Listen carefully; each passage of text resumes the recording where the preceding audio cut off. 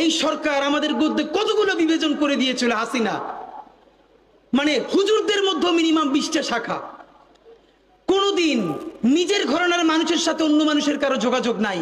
অথচ ভাবেন এই জুলাই আমাদেরকে এমন একতাবদ্ধ করে দিয়েছে, একটা কলেজের ছাত্র তার পতাকা খুলে একটা কওমি মাদ্রাসার ছেলের রক্ত মুছতেছে। আপনি এর থেকে ঐক্যবদ্ধ অবস্থান আর কি দেখবেন?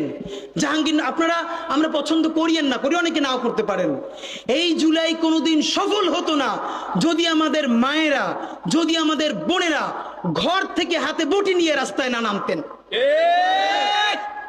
এই আন্দোলনকে জঙ্গি আন্দোলন পর্যন্ত ত্যাগ করতে চেয়েছে আওয়ামী লীগ।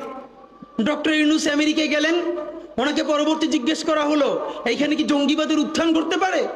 তিনি বললেন যে আন্দোলন সফলই করেছে বাংলাদেশের আপমর নারীরা, সেখানে জঙ্গিবাদের উত্থান হবে কোত্থেকে? হ্যাঁ, এটাই তো সত্য। একটা ছবি আমাদেরকে অবাক করে দিয়েছে জাহাঙ্গীরনগর বিশ্ববিদ্যালয়ের প্রীতিলতা হল থেকে আমাদের দুই বোন হাত ধরাধরি করে নামছে।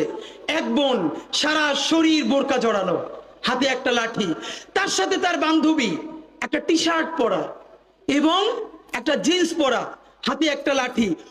কে জিন্স পরা আর কে বোরকা পরা এই চিন্তা তারা করে নাই। আওয়ামী লীগের সমস্ত ন্যারেটিভ ভেঙে দিয়ে, ফ্যাসিবাদের, ভারতীয় আধিপত্যবাদের, হিন্দুত্ববাদের ন্যারেটিভকে নাই করে দিয়ে দুই বোন হাতে হাত ধরে হাতে লাঠি নিয়ে ছাত্রলীগ মুক্ত করেছিল জাহাঙ্গীরনগর বিশ্ব